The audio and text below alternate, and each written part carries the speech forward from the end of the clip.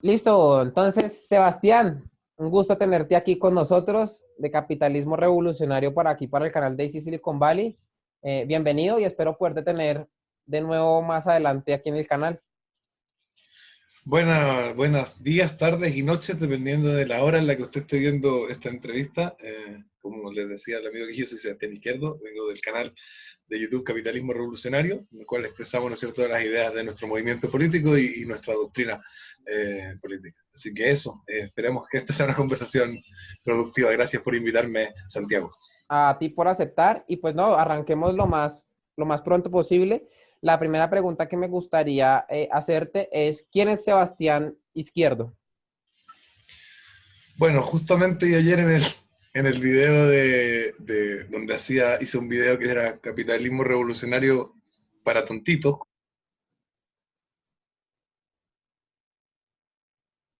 Se cortó. Uno realmente es, lo que uno solamente puede entregar a los que lo rodean son las propiedades de su ser expresadas a través de las relaciones. ¿Quién es Sebastián Izquierdo? Sebastián Izquierdo es producto de unas relaciones que tiene que ver con una señora que se llama Magdalena Almarza y un señor que se llama Felipe Izquierdo, que andaban por ahí medio hipeando en los 80 y se toparon, y Felipe Izquierdo venía de Europa, de haber sido exiliado por haber sido terrorista contrario al régimen de Pinochet. La señorita Magdalena Almarza está terminando, creo que, de estudiar alta costura o arte en la Católica. No tengo bien claro cuál carrera estudió primero mi mamá.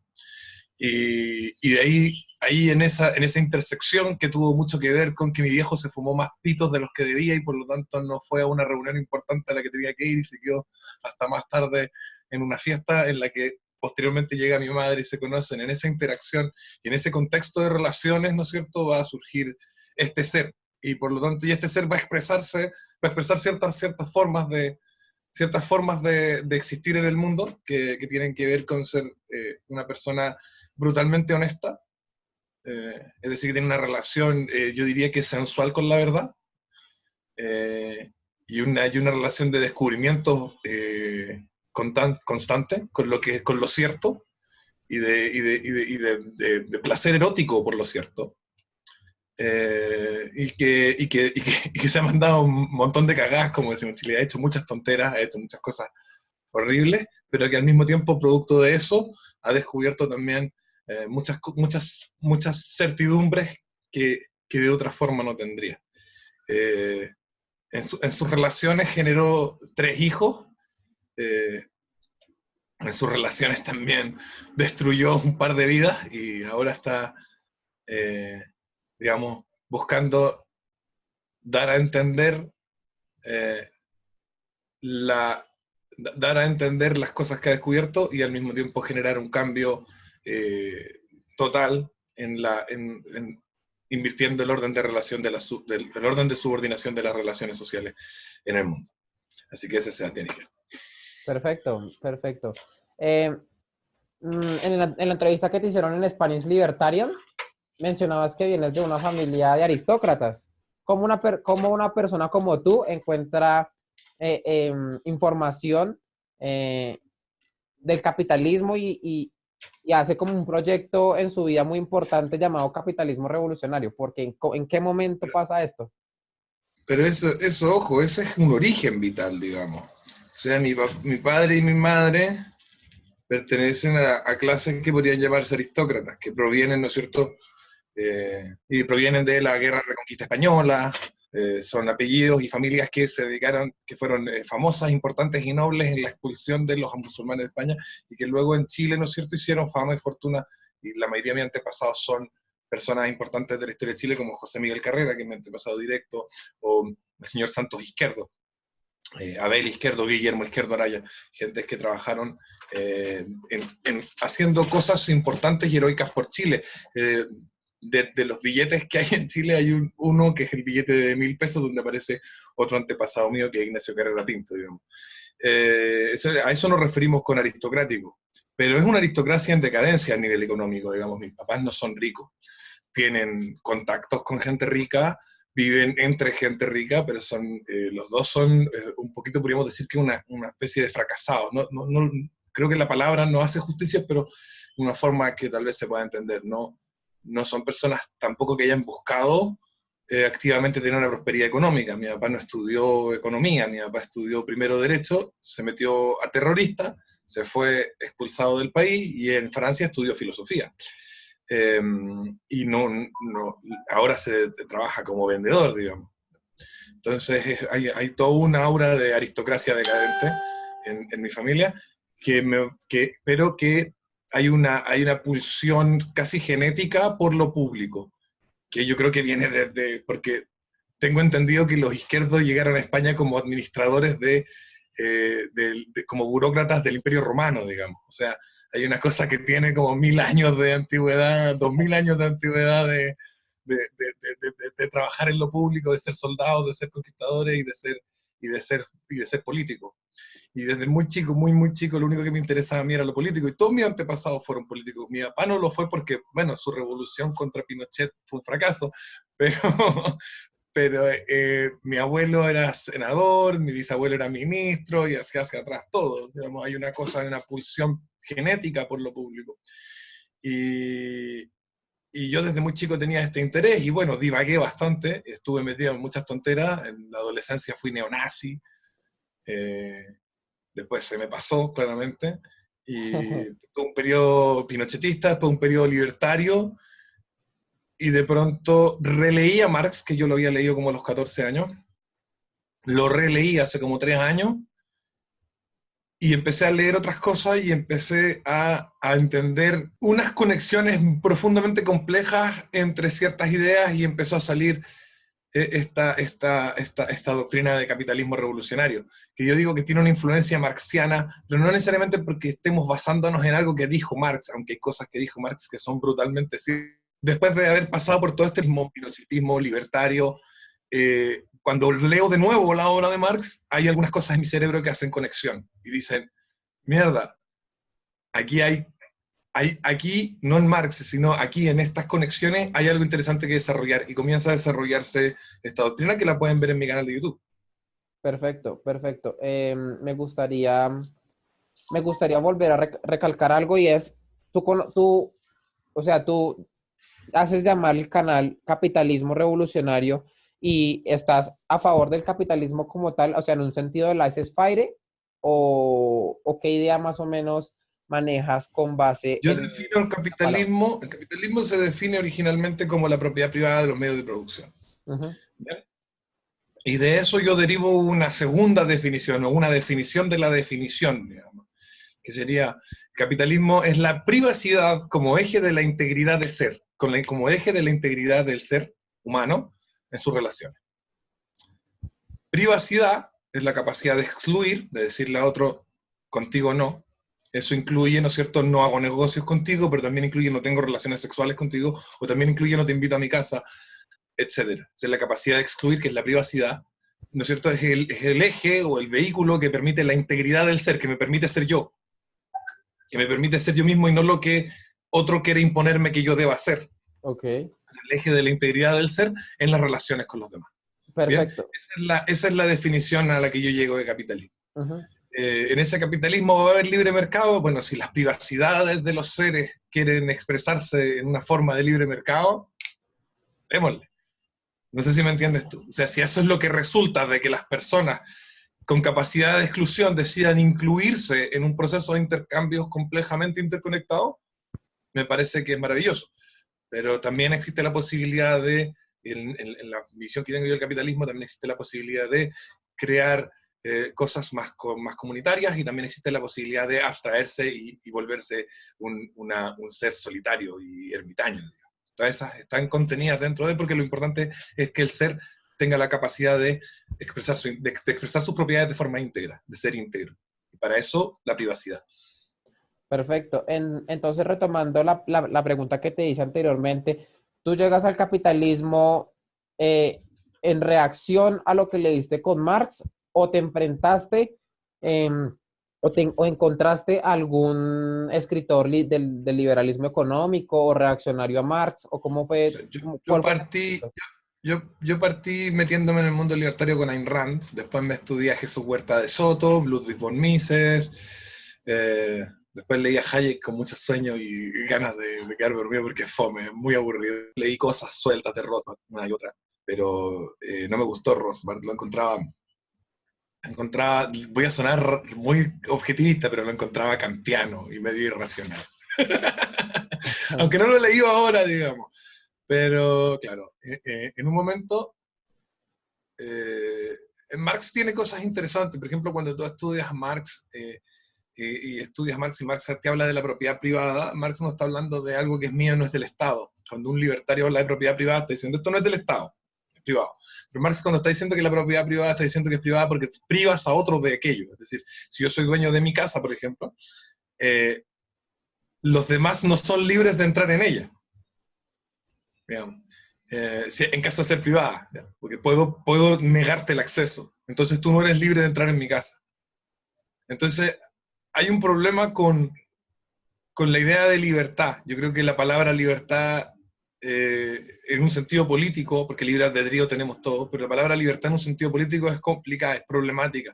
No soluciona el problema de cómo tiene que funcionar la relación entre los seres humanos, sino que le mete más incógnitas, digamos. Es como agarrar una ecuación y meterle más letras y en vez de tratar de resolver las letras que tiene con los números y de sacar las incógnitas, usar la palabra libertad es como meter más incógnitas. Y lo que nosotros necesitamos es entender cómo nos relacionamos y ya en una realidad infinitamente compleja, siendo seres brutalmente complejos como somos, introducir esa variable que además no tenemos la certeza de que sea real, me parece que no es la mejor forma de tratar el tema.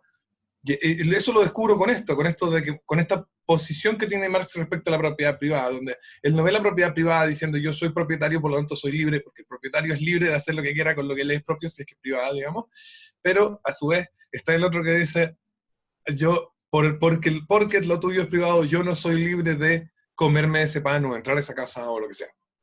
Entonces, la libertad no existe en un sentido social absoluto donde todos somos libres. Lo que existe es la propiedad privada y la privacidad para ser íntegro. Y ahí, bueno, es más compleja el razonamiento, estoy simplificando que una entrevista corta y Sí, sí, sí. me imagino que no vamos a estar hablando 4 o 5 horas, por lo tanto no voy a alargarme más con eso, pero creo que se entendió cómo va la reflexión y en qué sentido, a qué se dirige, digamos. Esa es por ejemplo, una cosa. Entonces, Marx no es que yo tenga una reacción en contra de él, sino que hay un punto de vista que enriquece la observación de ciertas cosas. El relacionismo, por ejemplo, lo absorbo de Marx y luego lo voy a estudiar en Hegel, y también voy a tomar mucho. Heidegger, a pesar de que no es explícitamente relacionista, tiene aportaciones al relacionismo que tal vez ni él mismo se dio cuenta, por ejemplo, en Habitar, aportaciones al relacionismo que son interesantes. Entonces, a través de Marx va a ser como la droga de entrada, digamos, a un mundo filosófico que es el europeo continental, que normalmente los libertarios no tienen mucho acceso porque tienden a ser más de filosofía anglosajona, y empieza a haber una comunicación entre la que yo tenía como ideas libertarias, no sé qué, de la filosofía anglosajona, y las reflexiones que tienen más que ver con la filosofía europea continental de Hegel, de Heidegger, de Karl Marx, etc. Y ahí hay una cosa que empieza a pasar en mí, porque no es algo tampoco que yo... La gente que crea, y yo soy un creador, porque creo contenido, creo que escribo canciones, y también creo doctrina y creo ideas, la gente que crea suele vanagloriarse y decir, no, mira, yo creé esto, como si hubieran hecho algo especial. La verdad es que son cosas que aparecen en ti. O sea, son cosas que surgen de ti, que son inevitablemente emanaciones de tu ser. También por eso no creo en la libertad, porque un día me di cuenta que yo no escribía, por ejemplo, las canciones como yo quería, sino como salían de mí. No es algo que yo esté decidiendo activamente. En realidad no podría decidir escribir una canción de una forma u otra. Solamente puedo sentir que me está saliendo una canción y escribirla, como está saliéndome. Sí, sí, sí, claro que Además sí. puede ser horrible y decir esta canción es mala, no sirve, y esa es la decisión que tengo al final, pero es lo que salió. Bien, bien. Perfecto. Entonces se podría decir, me tomo este atrevimiento de decir, Sebastián Izquierdo es algo así como un marxista de libre mercado. No, eso sería ser chino, yo soy anti-chino, creo que China es lo peor del mundo. Sí, sí, Claro, sí, ellos claro son que sí. comunistas de libre mercado, no, yo no soy marxista, yo tengo influencias marxianas. Ujú. el marxiano se refiere a lo no ideológico de Marx, es decir, al trabajo más profundo, más filosófico. Ujú, ¿Bien? Cuando ujú. hablamos de marxismo, hablamos, ¿no es cierto?, de el gran almacén que aparece en la crítica al programa de Gocha, o de esto de los obreros podrán escribir poesía en la mañana, salir a pescar en la tarde y no sé qué, que está en ideología alemana, ¿cierto? Que ese es marxismo, es ideología, es el manifiesto comunista, digamos.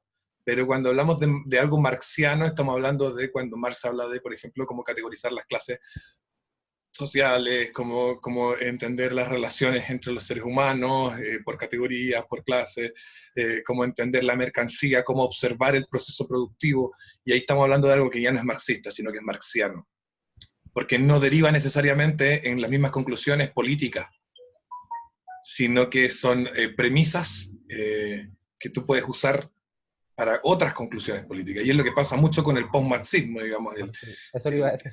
Hegel, o sea, de Engels, con teoría o sea, con la historia, el origen de la familia, del Estado y la propiedad privada, hasta hoy en día la Judith Butler y la Beatriz Preciado, hay un marxianismo cultural y todo un post-marxismo, le dicen, un post-marxianismo, porque no es Marx, en el fondo no está diciendo los obreros tienen que tomarse la fábrica y establecer el comunismo, ¿no es cierto? Sino que está tomando categorías de Marx para un análisis distinto, para un objetivo ideológico, político distinto, entonces es marxiano. Y esa es una diferenciación que se hace entre lo No sé, marxiano y lo marxista. sí, sí, sí, claro. Me queda claro pues la corrección que haces y me parece que es muy cierta. No sé si tenga algo que ver entonces con, porque pues Marx toma la dialéctica hegeliana Claro. y no sé si sabías que Hegel en su momento fue prácticamente como un rockstar en la universidad donde dictaba clases de donde también Marx recibió clases de él, pero había como una especie de dos bandos que seguían a Hegel, los hegelianos de izquierda y los hegelianos de derecha. No sé si en cuál de las dos podrías, ya que también utilizas la dialéctica de Hegel cuando hablas de las relaciones de poder y lo Yo demás, creo que te he creado clasificas mi en una propia o en otra. dialéctica. Creo que he creado mi propia dialéctica, no sé, que no quiero pecar de arrogante, pero creo que ha salido de mí a través de esta fusión extraña que hizo mi cerebro, porque yo tampoco la busqué, sino que empezó a aparecer de la filosofía anglosajona y de la filosofía europea continental. Creo que ha surgido una dialéctica que es mía, que obviamente tiene influencia en Hegel, pero es la dialéctica de capitalismo revolucionario, es distinta a la dialéctica. Tiene una cosa importante, sin ser individualista, manteniéndose en el relacionismo, le da un puesto al individuo que la dialéctica de Hegel no le da, y que viene, ¿no es cierto?, viene, ¿no es cierto?, de Ayn Rand, de alguna manera, claramente. Porque Ayn Rand, de cierta forma, también es relacionista. Ella se plantea como individualista, pero cuando ella, en Introducción a la Epistemología Objetivista, empieza a tratar los sentidos como una agente más de percepción que se relaciona con el objeto, es decir, como otro objeto que se relaciona con el objeto y da lugar a la percepción, está haciendo una dialéctica. Digamos, para Rand no existe el color rojo del auto ni el color rojo en el ojo, que serían las dos posturas antiguas, el empirismo ingenuo que se le llama, y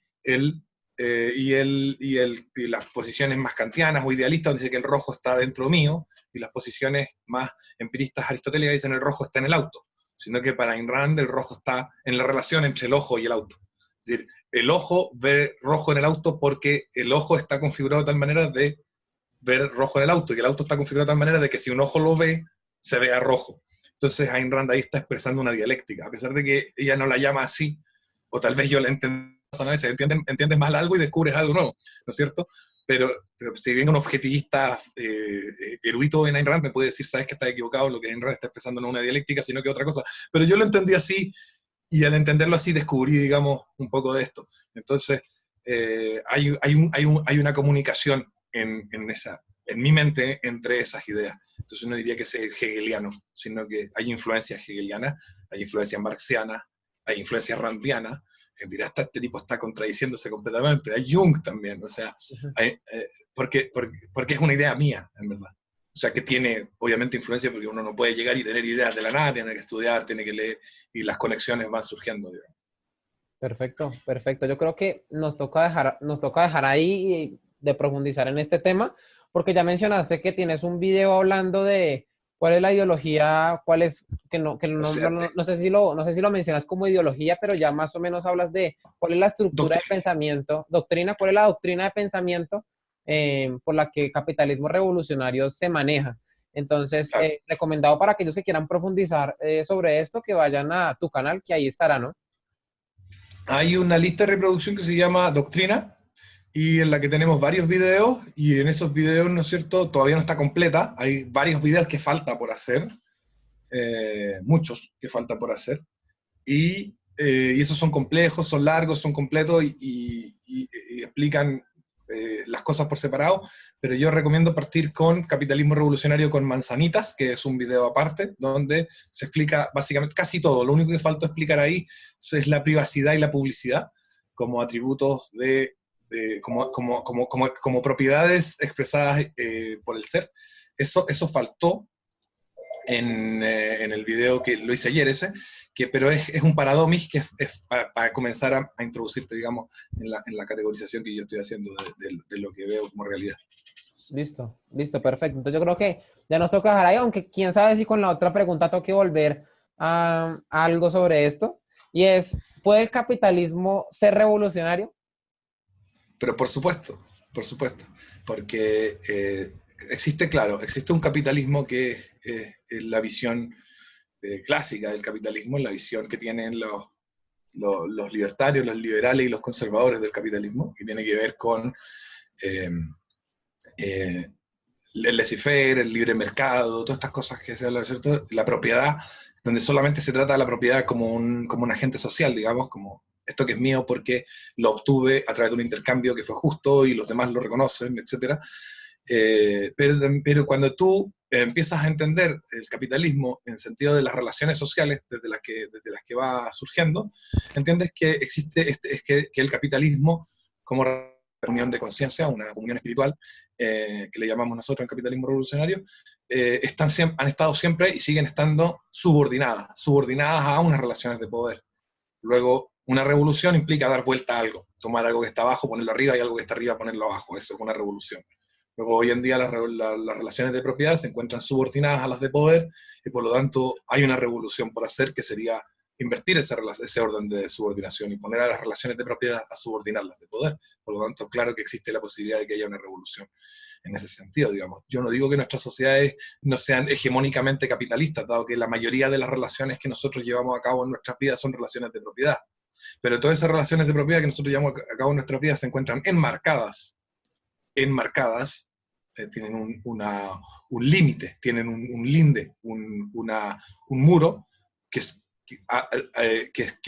que no les permite desarrollarse completamente y tener una privacidad total y por lo tanto generar una integridad total del ser, sino que hay unas relaciones de poder que además son arbitrarias y agreden de alguna manera la capacidad de acción de las relaciones de propiedad. Entonces, si bien tú vives en una sociedad en la que vas, compras, vendes y estableces relaciones de propiedad con todo el mundo,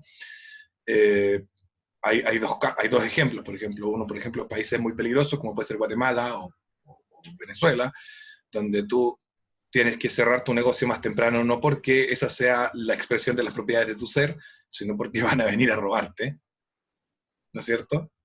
O no puedes salir de noche, no porque esas no sean las propiedades de tu ser, sino porque te pueden robar, te pueden matar.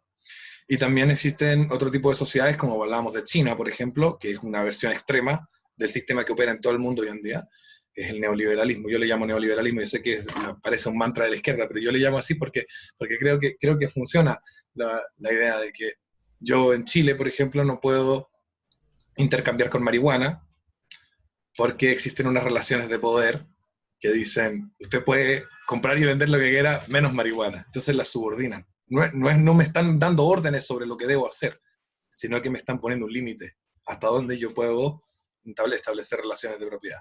Y a eso me refiero entonces. Y creo que en ese sentido con los libertarios tenemos una comunicación interesante, pero como los libertarios solo ven la propiedad en un sentido individual y social, no entienden, por ejemplo, que la patria también es propiedad.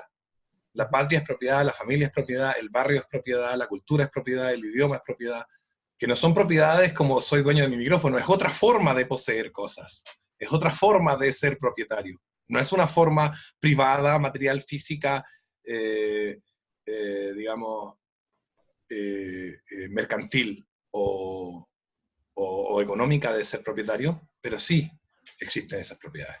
Pero podría haber como una diferencia entre propiedad e identidad. Es decir, que usted se vea como reflejado en estas obras públicas o algo así, que digamos Te usted diga, pierdo, te perdí, te perdí, te perdí. Te perdí aló, en el te perdí en el internet. Repíteme la pregunta, por favor. listo. ¿Me Repíteme la escuchas? pregunta, por favor, que no te escuché nada. Sí, Eh, ahora te escucho. ¿Habría alguna diferencia o sea, tú hablas de que la nación y lo demás es como una especie de propiedad, pero habría alguna diferencia entre lo que es propiedad, en este caso, como con identidad, que usted se sienta como identificado con estas obras públicas o la frontera o la nación, la patria en general, que es como yo más o menos la entiendo. O sea, es inevitable entender que nuestra mera existencia es producto de un conjunto de relaciones enmarcadas en tres ámbitos. En un ámbito familiar, un ámbito político y un ámbito étnico-cultural. ¿No es cierto?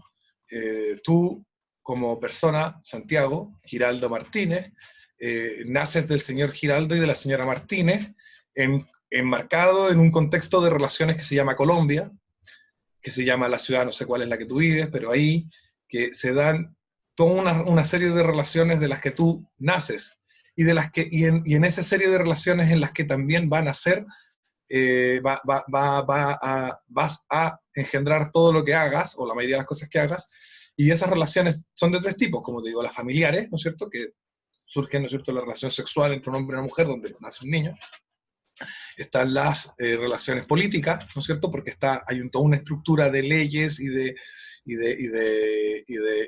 Estado y de sistema en las que se enmarca tu origen y tu surgimiento como ser que existe, y a su vez también están las relaciones étnico-culturales, hay un idioma, hay una forma, tus papás no se conocieron porque sí en el aire, sino que se conocieron probablemente en alguna cosa que sea propia cultural de Colombia y hablaban el mismo español y entendían los mismos chistes y probablemente fueron a ver juntos una película específica que mucha otra gente también fue a ver en esa época y quizás cuántos cabros de tu edad nacieron después de que los papás de ellos fueron a ver la misma película, no al mismo cine, pero la misma película doblada por los mismos. Entonces hay una contexto, y también un contexto, digamos, étnico-cultural, también hay un asunto racial, digamos, tiene una genética específica que viene de esto.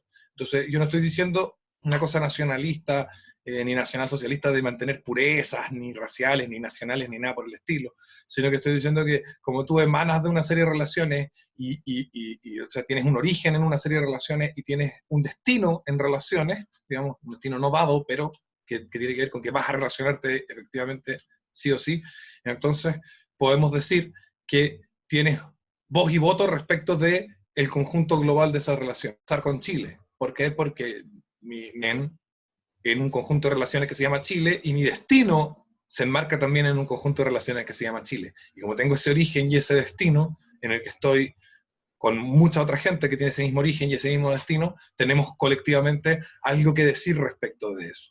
Y una forma clara es las fronteras, digamos. Yo creo que las fronteras son el espacio donde hay que aplicar democracia pura y dura, es decir, las personas tienen que tener capacidad, la mayoría tiene que ser capaz de decir qué pasa con la frontera. Y un ejemplo que le pongo a los libertarios para que me entiendan es como cuando tú vives en un edificio, condominio, y tienen un espacios comunes como los pasillos, a veces algunos tienen gimnasio, quincho pasado, no sé, un edificio. Tú conoces los edificios de departamentos, me imagino, ¿ya? Y tienen un conserje, etcétera. Si los vecinos se ponen de acuerdo en que cierto tipo de personas o que ciertas personas no pueden entrar a ese edificio, están en su legítimo derecho porque son el total propietario del edificio. Entonces el país es algo parecido, solo que en un espacio mucho más grande y complejo. Estoy simplificando, pero es algo parecido a eso. Listo, perfecto, me parece. Yo creo que bastante interesante lo que mencionas y pues me gustaría que pudiéramos, no sé si tú pudieras hacer eh, llevarles un mensaje a las personas que normalmente suelen creer que el socialismo puede llegar a ser la solución. Es decir, que pueden identificar que hay algunos problemas sociales y que creen ingenuamente que el socialismo puede llegar a ser una solución válida a lo que ellos tratan de denominar, y yo creo que eso fue lo que hizo Marx, fue definir al capitalismo como lo que en realidad podemos ver, ¿no? Más no como el ideario al que podríamos dirigirnos, ¿no? Entonces, ¿qué podría decirles a estas personas que piensan ingenuamente que el socialismo puede llegar a ser como una especie de alternativa a este capitalismo imperfecto? Bueno, aquí yo tengo una diferencia brutal con los liberales. Yo no creo que haya gente ingenua que quiere que el socialismo solucione los problemas. Yo creo que hay gente malvada que sabe que el socialismo va a solucionar sus problemas a costa de destruir la vida de los demás. ¿Bien? Ujú. Yo no creo en ese socialista engañado. Puede ser cuando son muy inmaduros, adolescentes, pero una persona ya adulta, sin necesidad de tener cultura ni conocimiento, tiene que tener súper claro que la solución a sus problemas no pasa por destruir a los demás. Y que si la solución a sus problemas pasa por destruir a los demás, o la única solución que es capaz de ver de sus problemas pasa por destruir a los demás. Me gustaría entonces como hacer un énfasis en algo, y es, ¿por qué no, ¿por qué no socialismo? ¿Qué encuentras en el socialismo que pueda ser incompatible como con la realidad bajo la que miras el mundo y con la Bueno, sociedad actual? ¿Por qué el socialismo no? Y más bien por capitalismo. partir diciendo que el socialismo, digamos, sí funciona. Funciona como lo que es una máquina para picar carne, digamos. Claro. es, un, es una herramienta de exterminio y funciona perfectamente. Y, y seguir diciendo que, ¿por qué no socialismo? Bueno, porque el socialismo, como derivado, es un derivado del liberalismo, ¿no? Todo esto. El socialismo, como una de las ideas de la ilustración, como un derivado del liberalismo y como todas las ideas de la ilustración, Ujú. eh, lo que pretenden es que la voluntad del ser totalice el ser. Y eso va en directa contraposición con una realidad y con un contexto material en el que el ser se encuentra enmarcado. Digamos que Marx ahí, incluso él, por ser socialista, se contradice, porque él dice que el ser humano está sujeto a unas condiciones materiales y luego él pretende arbitrariamente reventar esas condiciones materiales por medio de una lucha específica. Entender que tenemos que amor por la verdad es amor por la realidad y que por lo tanto cualquier intento de, y ahí Mises lo dice muy bien en Socialismo A, cuando habla por ejemplo, sobre el matrimonio y otras cosas, en Socialismo, el libro de Mises, él, él también lo va a decir muy bien, hay una lucha contra lo cierto, hay una lucha contra la verdad. Luego hay un problema que yo le trato de explicar a mis hijos cuando les digo la importancia de decir la verdad, y es que en la mentira tú no existes. Tú solamente puedes existir en la verdad.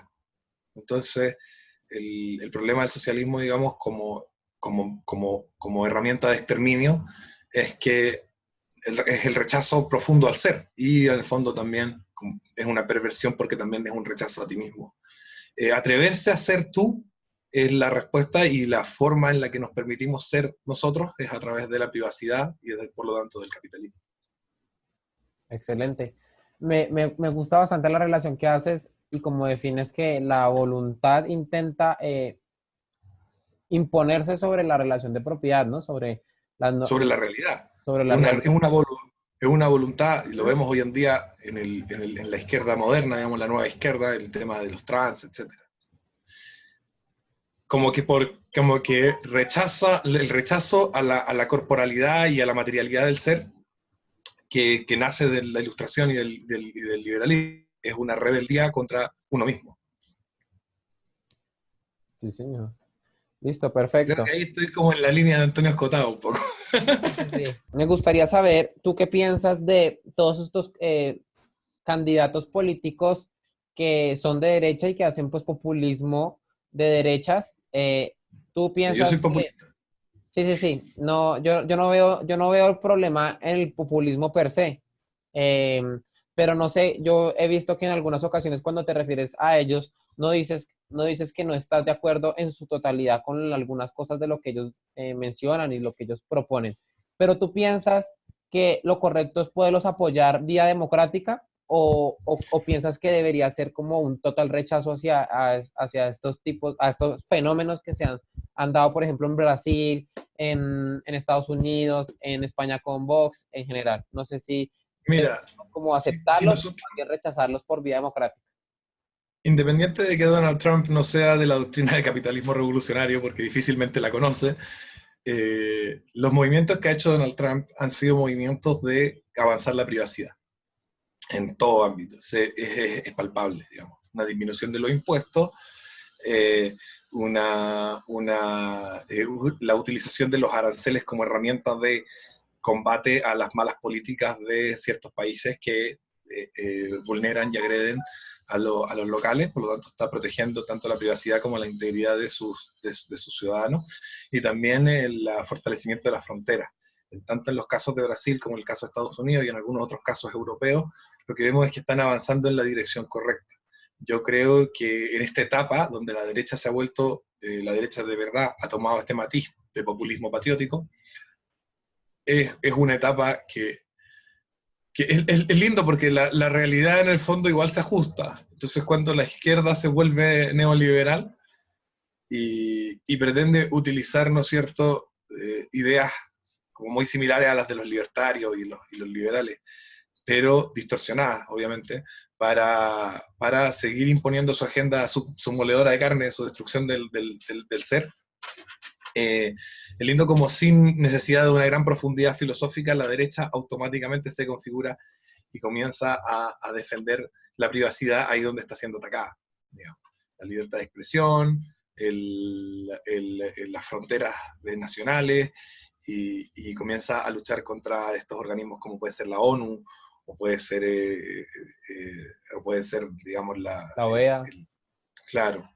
Entonces, al final, la Corte Interamericana de Derechos Humanos, que hoy en día en Chile está metiendo unos sablazos a nuestra soberanía que son increíbles.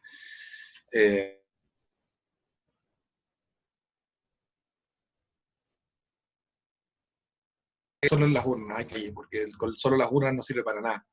El gran éxito de Donald Trump y de Bolsonaro se basa en que ellos también lograron sacar a su gente a las calles, a los cristianos protestantes, a la gente patriota, a la gente que cree en la propiedad privada, a sacarlos a la calle y defender a defender estas ideas, porque hay una cosa que pasa, que viven en esta comilla lucha cultural. Laje por lo menos es una excepción, pero si vemos todos los intelectuales libertarios, desde Juan Ramón Rayo, Axel Kaiser, etcétera, viven inmersos en una lucha que ellos llaman lucha cultural, pero hay un problema que es que el vehículo, ¿qué es lo que nos hace ciudadanos primero? ¿Por qué somos ciudadanos? Porque no somos personas nomás. Somos ciudadanos porque vivimos en una ciudad, pero ¿qué es lo que hace que una ciudad no sea un montón de edificios tirados en la tierra? Que hay unas calles que comunican las construcciones, que comunican geográficamente a las personas. Por lo tanto, es evidente desde ese punto de vista que el lugar específico donde somos ciudadanos y por lo tanto podemos luchar por defender lo que nosotros creemos que es lo mejor para nosotros y para los demás, y lo que creemos que es justo, es precisamente la calle. Y ahí es donde hay que apoyarlo. Trump ha logrado sacar a su gente a la calle.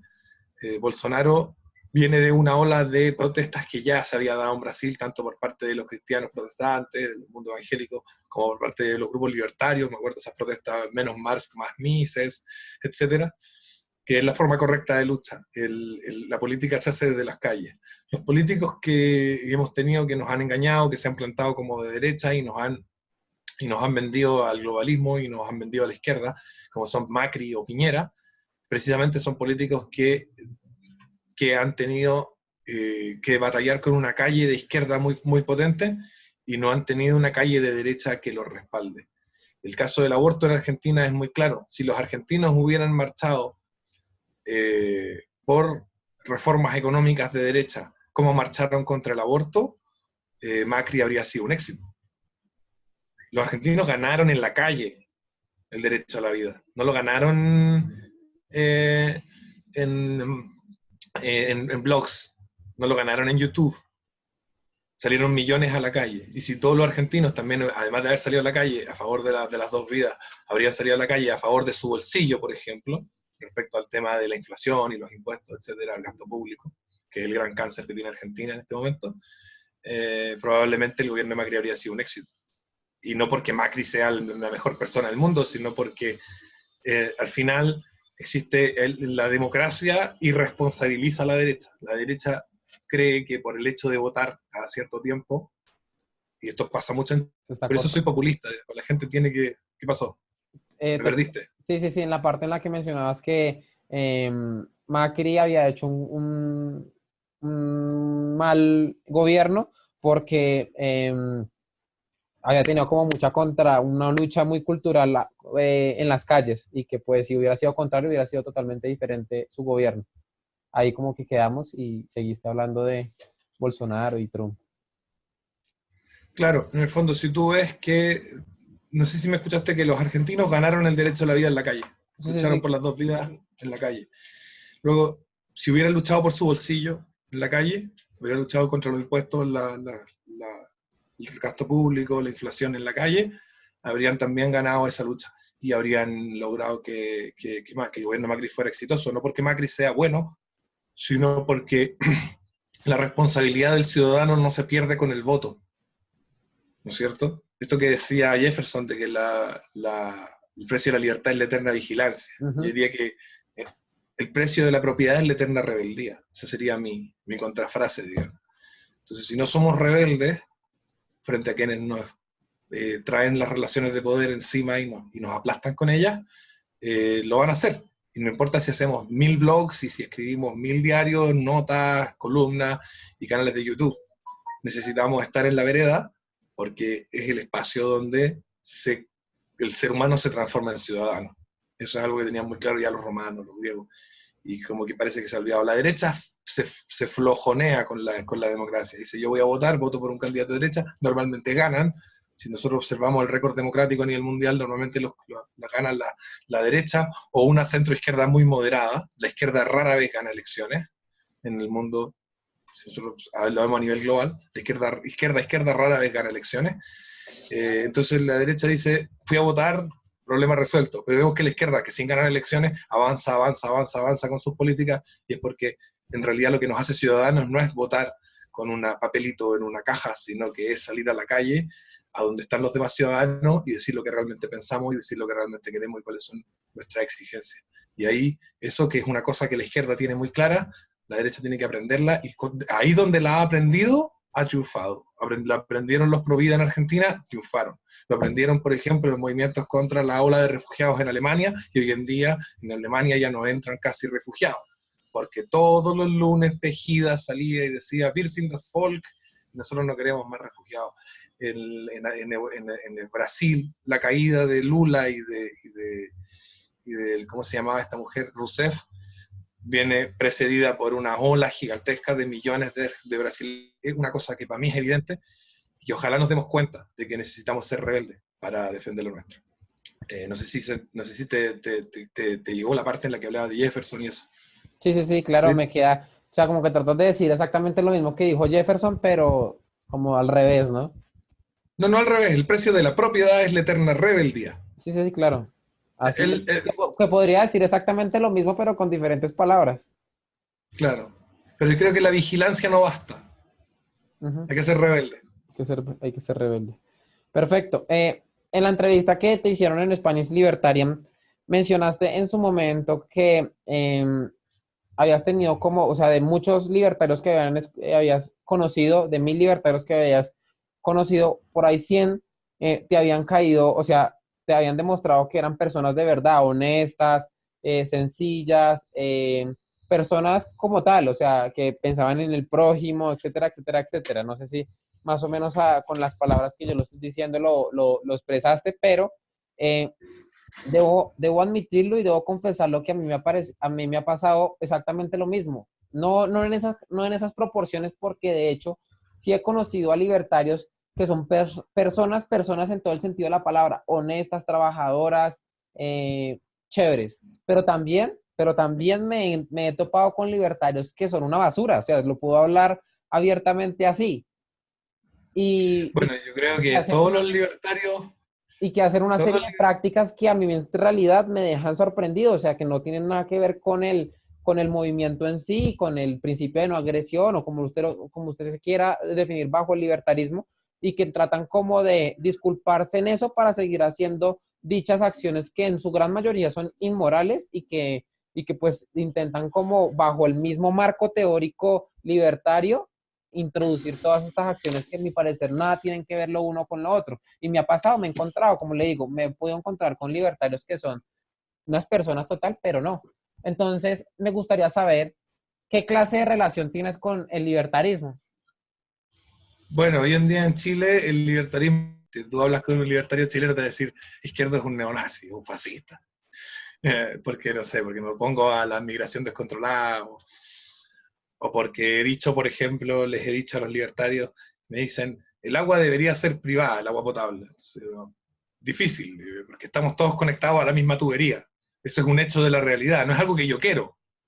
Hay una cañería a la que estamos todos conectados. Por lo tanto, si hay una persona que privadamente puede tomar decisiones respecto de la cañería a la que estamos todos conectados, eso es una tiranía, ¿no es cierto? Entonces no puede ser privada en ese sentido. Claro, podemos entregarle la administración a una empresa privada, pero esa es una decisión soberana de un colectivo que participa de esa cañería. Si no, es una tiranía, es un tipo que dice, hace lo que quiere con nuestra cañería, digamos, por ponerlo en una forma. Entonces dice, está a favor de la empresa pública. No, no necesariamente a favor de la empresa pública, estoy diciendo que ese es un asunto que irremediablemente, por un asunto tecnológico, digamos, hay una tubería y ahí estamos conectados. Si pudiéramos hacer aparecer agua de otra forma, probablemente podríamos tener agua privada, pero como estamos todos conectados a una cañería, es un problema público porque lo es. Entonces, este está a favor del Estado, es un estatista, debe ser un fascista, tercera posición, etcétera. Pero yo creo que entonces con los libertarios en Chile tengo ese problema. Los libertarios en general son deshonestos, tramposos, y son muy buenos para robar, pero como no roban cosas materiales, se, se roban tu identidad, se roban tus ideas, se roban tus creaciones. Los libertarios se robaron a Ayn Rand. Ayn Rand era antilibertaria. Y hoy en día todos los libertarios, es el mayor ejemplo, encuentro yo. Hoy en día todos los libertarios se usan a Ayn Rand como una especie como de escudo filosófico para su idea, y Ayn Rand estaba contra los libertarios. Uh -huh. Ayn Rand nunca se definió libertario, se la robaron. Que dicen, no, no me la robé porque no es algo físico, y no te puedes robar algo que no es físico. Versión adria de libertad y lo que surge. Claro, en el fondo no es un robo en sentido estricto, pero igual te la robaste, pero igual era algo que no te pertenece. Estás tomando algo que no te pertenece. Son buenísimos para tomar cosas que no les pertenecen. Méritos de los conservadores. No, mira, Reagan, Thatcher, Pinochet, conservadores, no libertarios, no te los robes. Y los libertarios decentes que he conocido todos, tarde o temprano han tirado a conservadores y hoy en día son conservadores o están en capitalismo revolucionario. A veces me ha pasado también que me encuentro con un libertario que creo que es una buena persona, trato con él un tiempo y parece ser una buena persona, pero eventualmente apuñala por la espalda. Sí, Y sí. de todo tipo, no estoy hablando solamente de temas políticos, estamos hablando por ejemplo, de temas amorosos incluso, o sea, como que es una tropa de vírgenes que si tú andas con una chica más es todos, así como, hola, ¿cómo estás? No sé qué, y la cuestión, bla, bla, bla, tratando como de, ¿no es cierto?, de quitarte la novia, cosa que no le ha resultado a ninguno, debo decirlo. Van a llover piedras el día que un libertario me quite una novia, pero me parece que la actitud, digamos, la actitud de hacer eso, me parece perversa, son poco honestos, no son personas honradas en todo el sentido de la palabra, probablemente son personas honradas en lo físico, digamos, no te robo tu paquete de arroz. Pero yo creo que eso es superficial y es poco importante. Creo que prefiero una persona, yo he tenido buenas relaciones con delincuentes, tengo buenas relaciones con delincuentes, delincuentes de la calle, delincuentes de los que roban, de los que te asaltan con un cuchillo, que nunca me han mentido. Y yo creo que es más importante que no me roben mi verdad a que no me roben mi billetera, que no me roben lo cierto. Uh O sea, -huh. tal vez incluso esas personas para mí son mejores personas, Sí, sí. en un sentido humano, digamos. porque Claro. también hay condiciones a las que están sujetos, y con esto no quiero caer en la hueá progre de justificar los delincuentes, pero sí hay condiciones a las que están sujetos que no dependen de ellos. Por ejemplo, me recuerdo el Trucha, que vive en la calle aquí cerca de mi casa. Yo lo conozco de cuando él tenía 12 años.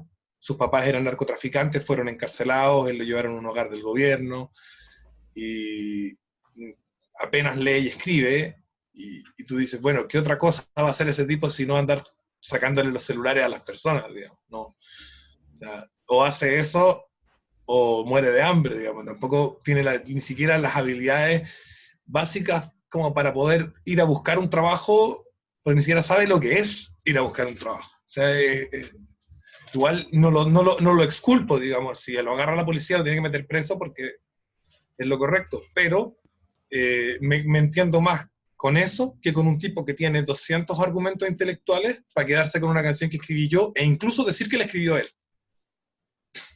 ¿No es cierto? Claro. Y que tiene estudios y que tiene una vida feliz, una familia bien y todo lo demás, pero ve una canción que le gusta y dice, no, esa la escribí yo. Mentira, él sabe que la escribí yo. Entonces, y eso yo creo que es más condenable. No en lo judicial, ¿eh? No son personas a las que yo encarcelaría, pero sí en lo humano. Sí, sí, claro que sí. Debo confesar que vi parte del debate que tuviste con Adrián Libertad y lo que surja. No quiero entrar a hablar de eso, porque no me parece que nos daría como para una entrevista prácticamente adicional. Es un tema demasiado complejo, pero yo lo que sí he podido ver es que has tenido como una especie de evolución desde que arrancaste haciendo videos para YouTube. Eh, He podido ver que tienes como eres afín al objetivismo, tampoco te sientes como, Te perdí, te perdí, no te sientes perdí, rechazo con el te perdí, conservadurismo, te sacas perdí, algunas cosas del liberalismo económico. Me gustaría te saber tú perdí. qué, No qué- escuché el cómo le- principio, no escuché el principio de la pregunta. Sí, sí, sí. De nuevo, yo he visto que has tenido como una especie de evolución a través del tiempo, desde que llevas subiendo videos pues al canal de YouTube. He visto que eres afín al objetivismo de Ayn Rand. No te disgusta la palabra, lo mencionaste en la entrevista Español Libertaria, no te disgusta la palabra paleoconservador o conservador en sí, no te repudia, no te hace, o sea, no te genera como una especie de rechazo. Y, y entonces me gustaría saber qué proceso y cómo te definirías hoy en día, si capitalismo revolucionario en sí, o tratas de sacar una cosa de aquí sí, de aquí no, trato de escoger esto, o si la doctrina per se que manejas ahí es innata de otros movimientos afines. O sea, el capitalismo revolucionario no es ecléctico, Ajá. en el sentido de que no va sacrificando una parte de una cosa para tomar otra parte de otra, Sí, sí, sí. pero sí es una idea que va haciendo concreta su coherencia en el tiempo. No es una idea simple que se me pueda ocurrir un día y por lo tanto yo montar el canal sobre esa idea y avanzar con ella. Tampoco soy un repite libros, digamos, como pasa con muchos libertarios, que por lo tanto, como ya se leyeron todos los libros, pueden ponerse a hacer videos y repetir lo que leyeron. Un poco, Adrián, no he visto tus videos, pero Adrián, Axel Kaiser es un repite libros brutal. Es una persona que ha leído mucho, sabe mucho y repite lo que sabe, pero no es una persona que yo reconozca como un pensador independiente. Claro, como es algo que uno está pensando, que está surgiendo de uno, es algo eh, que va madurando que va, porque no es fácil pensar todo un sistema desde el principio. Y no desde cero, pero desde un punto de partida que también es difícil, que está sujeto a muchas tensiones. Y claro, hay un descubrir en la época, durante el periodo del canal. No un cambio, sino que hay un descubrir que las ideas de capitalismo revolucionario son más cercanas a las conservadoras que a las liberales. También hay un descubrir que tenemos puntos en común interesantes con el nacionalismo. Pero eso es un descubrir, Ujú. no es un cambio. Es es un proceso en el que te das cuenta de que no algo que inventas o un giro que tomas, sino que es un darse cuenta. es un descubrir. Y descubrir finalmente que los libertarios parecen ser lo más, digamos, que pueda existir. Ellos predican un capitalismo que es lo contrario del capitalismo que yo predico, en el sentido de que es un capitalismo material que rechaza la dimensión espiritual del ser humano. Perfecto, perfecto. Yo por lo menos identifico que en la doctrina de Ayn Rand hace referencia como al colectivismo y lo denota como algo en sí mismo malo, negativo. Lo mismo también lo noto yo con los ideólogos que están en contra del populismo. Lo denotan como algo negativo per se. No sé si tú por lo menos consideras que estas dos cosas son per se negativas o pueden ser, son per se negativas o existen, por ejemplo, colectivos buenos o populismos buenos. El individualismo y el colectivismo son mutuamente dependientes. Y la mejor expresión de individualismo extremo y colectivismo extremo es el nacionalsocialismo, en donde convergen ambas cosas. Sería una ideología colectivista, sí, pero está el Führerprinzip, por ejemplo, que es el principio del líder, que es la idea de que un individuo puede alzarse por sobre los demás al ser más poderoso, etc. El individualismo y el colectivismo orbitan entre sí, porque son ambas filosofías completamente raras respecto al ser humano. Y en ese sentido ahí yo rechazo a Rand, porque Rand lo que hace es ponerse al lado del individualismo. Y también rechazo a cualquiera que se ponga al lado del colectivismo. Están tomando trincheras en una pelea falsa, porque esas trincheras tienen un mismo fin, se comunican al final en lo mismo. Por eso yo soy relacionista. Yo creo que el colectivismo y el individualismo son malos porque son aproximaciones equivocadas a la realidad de los seres humanos. No hay individuos, hay sujetos.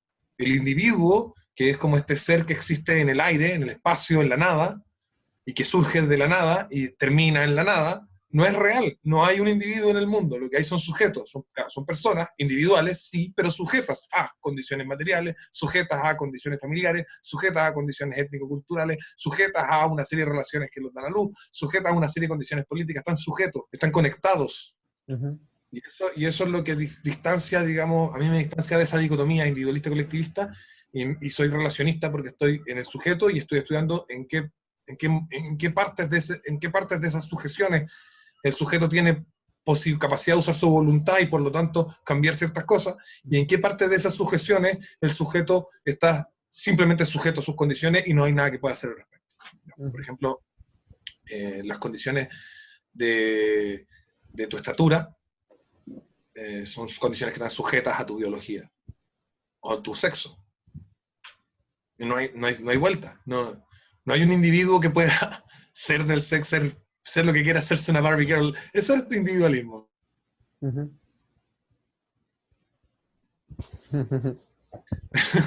Sí, sí, sí. Es tonto. Igual que el colectivismo también es tonto, porque es la propaganda, la típica propaganda comunista. Somos el pueblo. ¿Quién? ¿Cuál?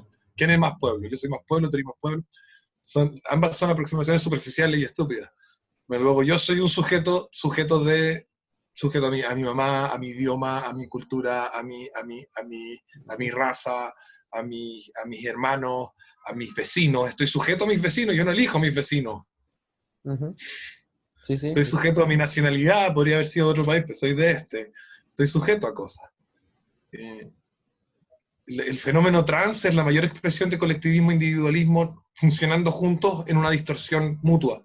Sí, sí, sí. Sí. Nosotros somos trans y somos lo que no somos porque como individuos decidimos ser algo que en realidad no somos. Es como la máxima expresión, digamos, de esa dialéctica perversa, de ese círculo vicioso negativo que hay entre individualismo y colectivismo. Perfecto, perfecto, me gustó muchísimo cómo concluiste ese y me parece que ya para acabar y finalizar la entrevista para que no se haga tan eterna, me gustaría que por favor nos respondieras a la siguiente pregunta. ¿Tú crees que la lucha debería ser política o cultural o un poco de ambas? ¿Cómo crees tú que debería ser la lucha? Yo creo que la lucha tiene que ser rebeldía pura, desde la calle hasta el monte, como dirían los españoles. O sea, y en ese sentido, por ejemplo, yo admiro a ciertas personas que sin tener las habilidades intelectuales o sin ser las mejores personas del mundo, al menos tienen el coraje de enfrentar al mal directamente, sin el apoyo ni siquiera del aparato político, como puede ser. Ahora se me olvidó, ¿cómo se llamaba este Carlos, colombiano, que fundó los paramilitares? Ah, Carlos esto, Castaño. Carlos Castaño, sí, señor. Claro, entonces yo creo, yo voy más por esa línea, en el fondo yo digo, tenemos que ser capaces de ser rebeldes, tomarnos la calle y si es necesario tomar la metralleta. El bien necesita de hombres buenos que lo defiendan, y any means necessary, digamos, bajo cualquier medio que sea necesario. Ujú.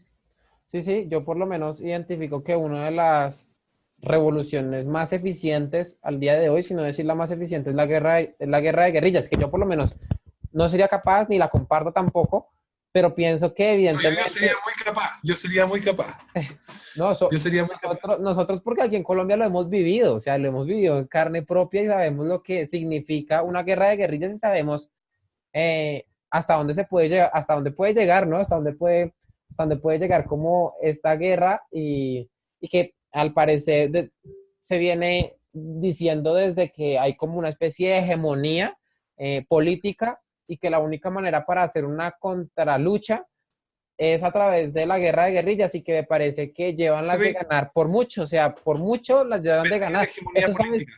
Te ¿sabes quién perdí se en lo, hegemonía, te perdí en hegemonía política. sí, que los políticos que tienen, que tienen una hegemonía y que hay algunas clases que están como subyugadas, eso sonará muy marxista, pero deciden tomar las armas y hacer la lucha, la guerra de guerrillas, que me parece que eso yo creo que hay datos históricos de que la guerra de guerrillas es mucho más eficiente a la hora de prevalecer durante el tiempo y mostrar una férrea oposición a la hegemonía predominante, ¿sí? Entonces, eso Bastos lo tiene en una de sus ponencias, no sé si se sabe de quién estoy hablando, de Miguel, profesor Miguel Ancho Sí, Bastos, sí. en el que él muestra que, lógicamente, que la lucha, la guerra de guerrillas permite, como es anárquica, no hay una especie de cabecilla que si tumban a uno, sigue, colocan a otro y todos pueden luchar desde diferentes frentes y demás, pues muestran evidentemente que una guerrilla que por definición en su gran mayoría es anárquica puede presentar una solución en defensa contra un Estado que está monopolizado, que tiene una cabeza y que en dado caso que tumben al rey, tumben al presidente y todo, colocan a otro y siguen obedeciendo al nuevo y ya sería como totalmente diferente. No sé qué opinas de eso ya como para acabar. Yo te quiero preguntar lo mismo. ¿Por qué los políticos de Suiza no abusan de los ciudadanos suizos? Uh -huh. ¿Y por qué ni Hitler se atrevió a invadir Suiza? Sí. Bueno, porque resulta que Suiza es un país de soldados. Y es la combinación perfecta entre lo que es Esparta y lo que es Atenas, digamos. Tener un país de soldados que a su vez son propietarios, que a su vez son hombres, digamos, hombres libres. No me gusta la palabra libre, pero no se me ocurre otra para nombrar lo que voy, digamos. Y a su vez son soldados. Y que tienen la disciplina para defenderse colectivamente, tanto como individualmente, tanto de las tiranías internas como de las externas. Es un poco la idea que tenían también los norteamericanos, aunque no les ha resultado tan bien. Pero, pero claramente nadie invade Suiza, ni se le atrevería, ni se le va a ocurrir, porque es un país donde todos sus ciudadanos son soldados, y ningún político suizo se va a atrever a pasar a llevar a sus Uh ciudadanos porque son soldados. Suiza desde el punto de vista ANCAP, es un país muy anárquico, -huh. pero desde el punto de vista capitalista revolucionario es un país muy ordenado. No es un país muy anárquico, es un país tiene un Estado que funciona. Porque para nosotros el Estado no es un monopolio de la violencia física, aparato burocrático que concentra o reclama el monopolio de la violencia física, como la definición de Max Weber, que es liberal. En el capitalismo revolucionario reconocemos el Estado como la institucionalización formal de las relaciones de poder. Luego, en la institucionalización formal en Suiza de esas relaciones de poder funciona de forma perfecta. Es decir, y a su vez, esta institucionalización está descentralizada al nivel de incluso del ciudadano, por lo tanto, se genera una relación con el poder que genera un verdadero common law, no como lo británico, donde se supone que tratamos con el Estado de igual a igual, sino donde no leguleyan igual a igual, que es lo que pasa porque en realidad, eso que dicen los socialistas, todos somos el Estado. Bueno, en Suiza sí. En Suiza son todos Estados, y por lo tanto nadie lo es. Entonces yo prefiero mirarlo como el punto de vista de que Suiza son todos Estados. Por lo tanto, es un Estado, digamos, que es totalitario, pero al mismo tiempo es perfecto porque no está totalizando gente que es ajena a él, sino que está totalizando a sus propios miembros. Sí, Por señor. decirlo de alguna manera. Ujú. Espero que se entienda, porque van a empezar a decir que yo dije que Suiza era un Estado totalitario y van a empezar a... No, no, no. Yo sí Estoy entiendo. tratando de utilizar la palabra de una forma distinta, ¿no? No estoy tratando de significar lo mismo que se significa usualmente con totalitario. Sí, sí, sí, claro que sí, me queda totalmente claro y estoy muy agradecido por la claridad con la que hablaste en esta entrevista y espero poderte tener en una futura ocasión de nuevo aquí en el canal. Te animo para que sigas profundizando en la doctrina revolucionaria capitalista y pues no, muchas gracias de nuevo y un saludo a toda la gente que nos ve y a los seguidores también tuyos que quizás lleguen a esta entrevista. Me gustaría finalizar con y dos cosas que tienen que ver con Lenin. Lenin decía que tiene un concepto de hegemonía, tú nombraste hegemonía. Lenin tiene un concepto de hegemonía que es cuando varias clases con intereses distintos se juntan para solucionar sus problemas en común. Y él se refería a campesinos y obreros en la revolución de Rusia. Pero nosotros tenemos que hacer hegemonía con los cristianos, tenemos que hacer hegemonía con los libertarios, tenemos que hacer hegemonía con los conservadores, tenemos que hacer hegemonía con los católicos, tenemos que hacer hegemonía con ciertos gremios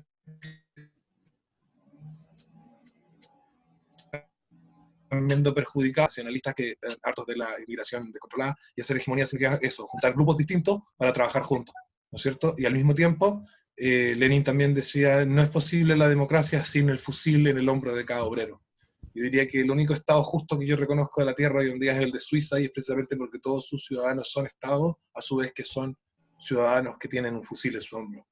Así que Lenin tiene también cosas bastante lúcidas, digamos. Y me Ujú. despido con eso. Pensemos a los autores de izquierda, amigos de derecha. Leámoslos, pensémoslo. No para volvernos de izquierda, porque pueden enriquecer nuestros puntos de vista. Y yo también me despido y te agradezco por la entrevista y espero que estemos en alguna ocasión en mi canal o en el tuyo más adelante. Listo, sí, señor, claro que sí. Muy agradecido. Yo, Sebastián, un saludo.